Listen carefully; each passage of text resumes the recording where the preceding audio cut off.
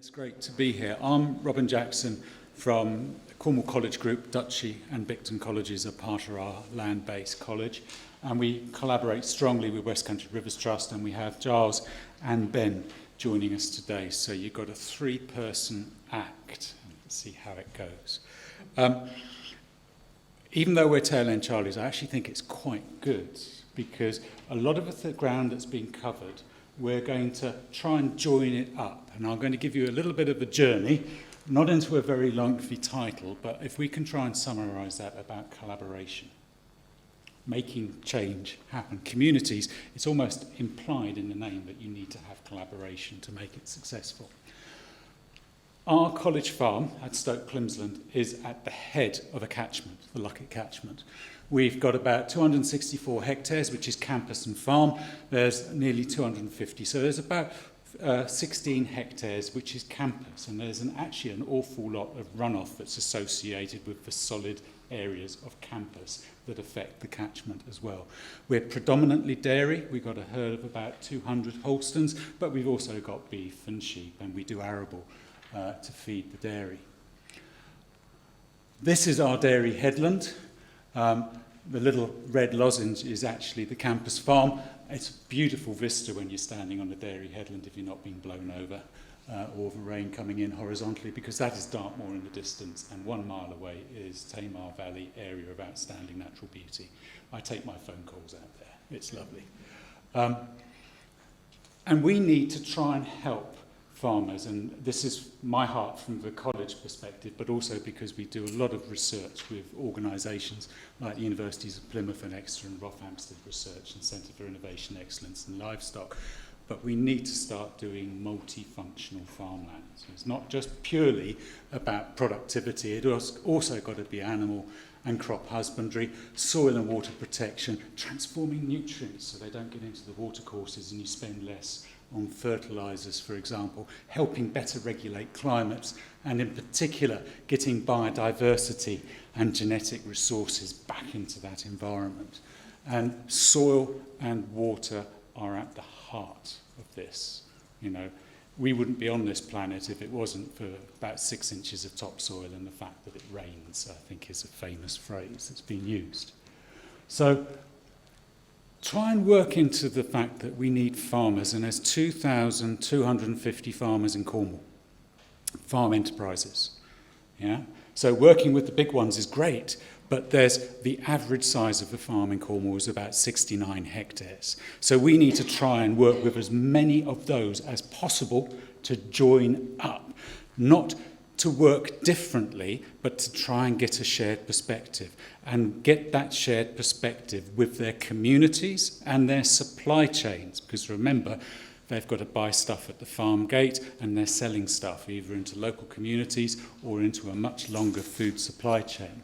So we got to get them thinking about what is a no-brainer for the business. If I want to try and mitigate flood risk, and holistically thinking about this, the climate crisis, the biodiversity crisis, and the risk of pollution, I should be thinking about low productivity in high-risk areas. What can I do to take those out of operations and what to replace them with?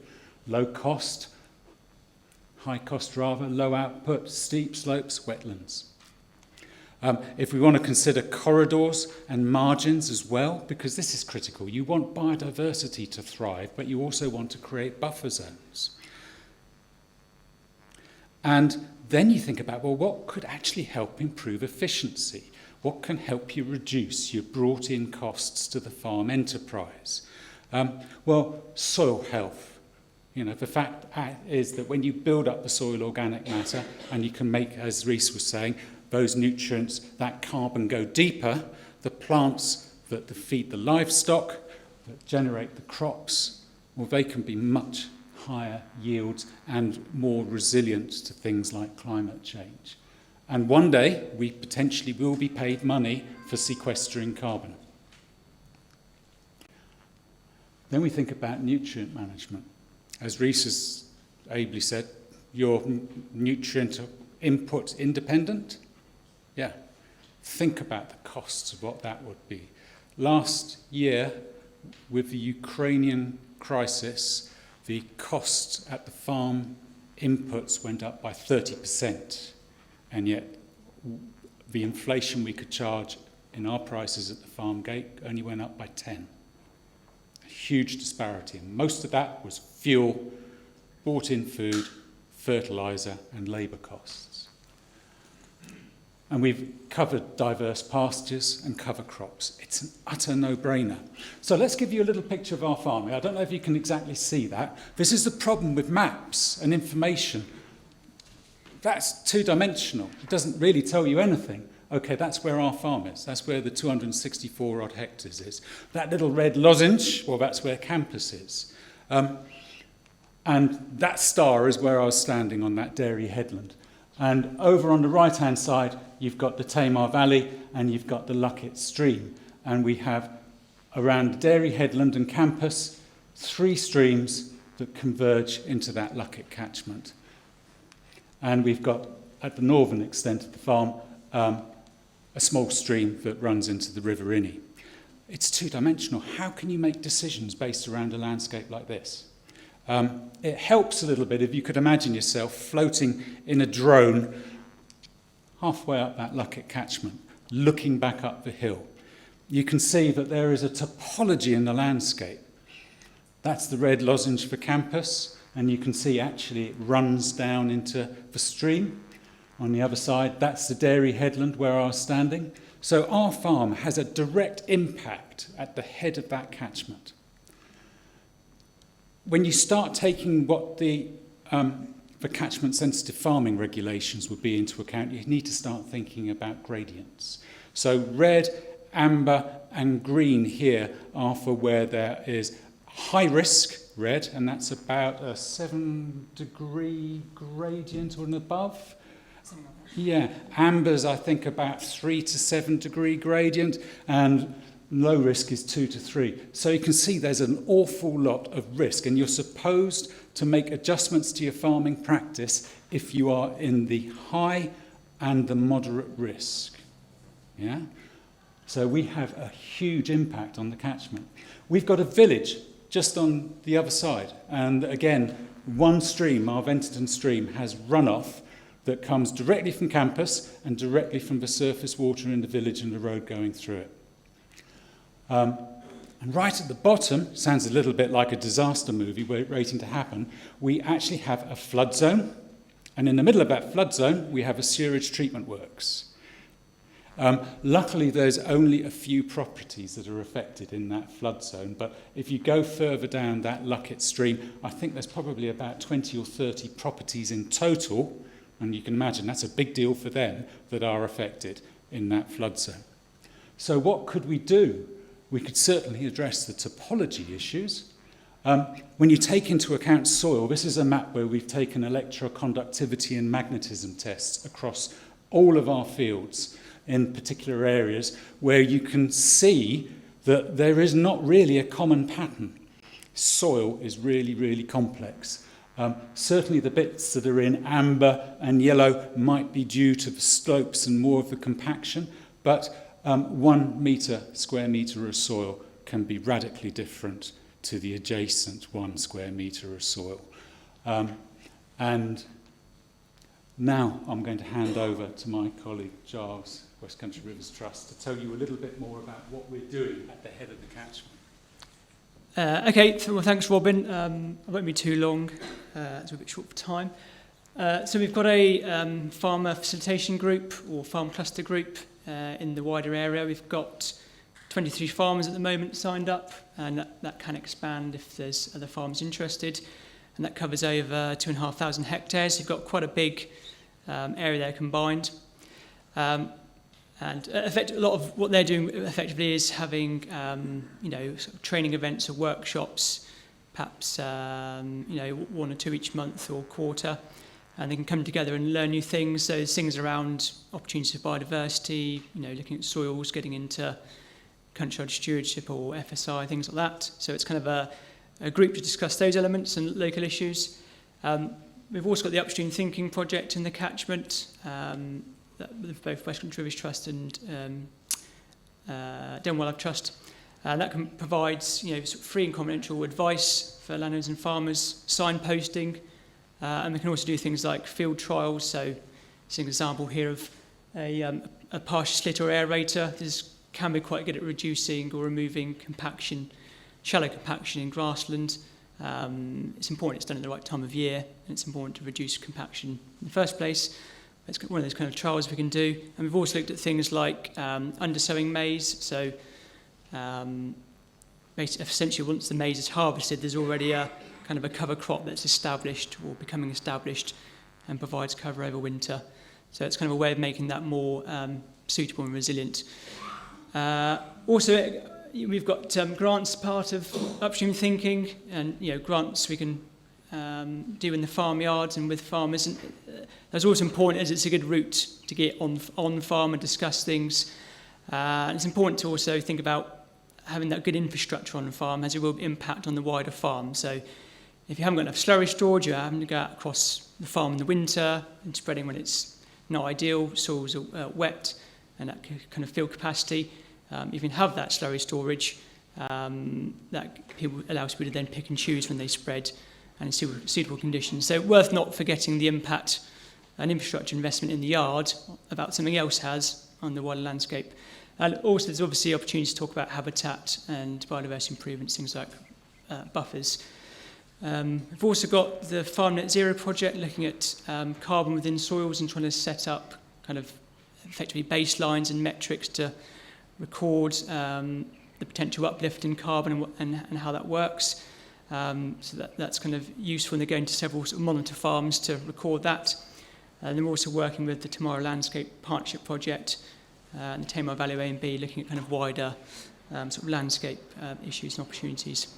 So just quickly, you'll see with the Luckett catchment area and the wider farm cluster groups that goes out beyond that catchment. But you see there's pretty good coverage within that Luckett area. So that's a really good kind of facing network that's there. You can go, potentially approach people, look at wider kind of group issues, because they won't be you can't tackle those issues without talking to everyone effectively.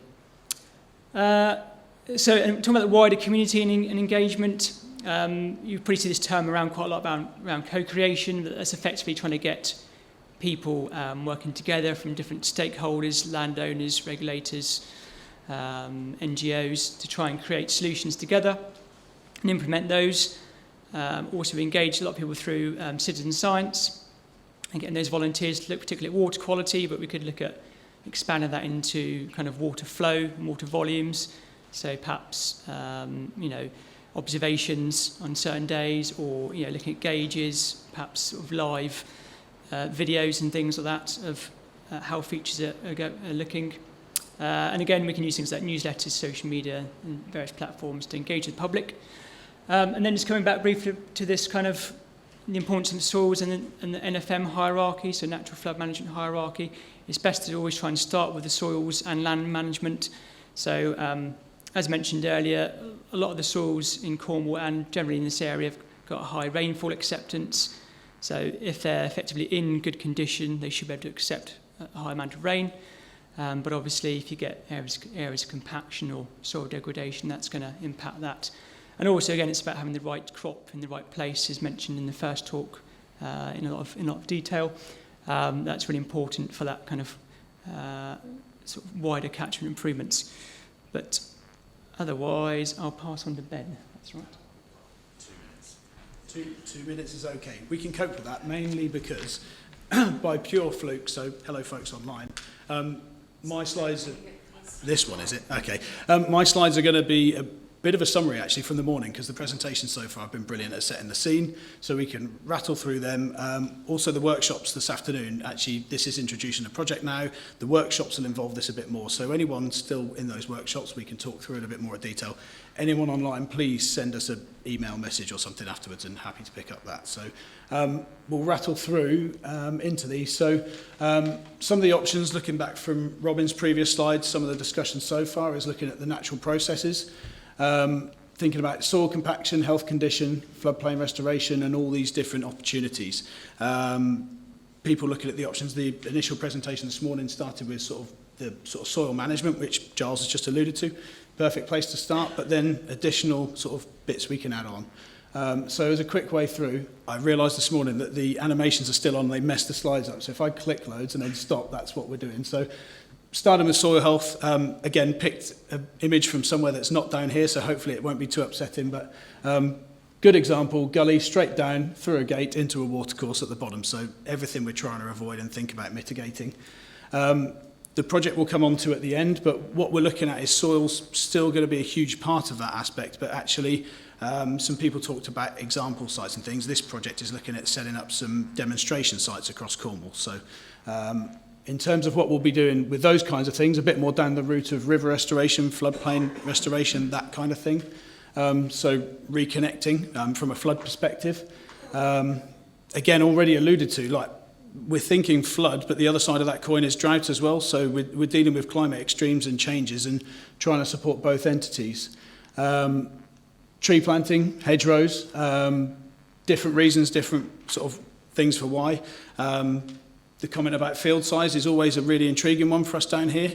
The average one in the River area being about 7 hectares or acres, I can't remember the acres. So I completely understand the sort of scale and size that you're operating with. Where we've got some bigger fields, we're working with people to see if we can create a new field parcel alongside the riparian corridor. So you can think about how you manage it differently. You sort of change the approach to it.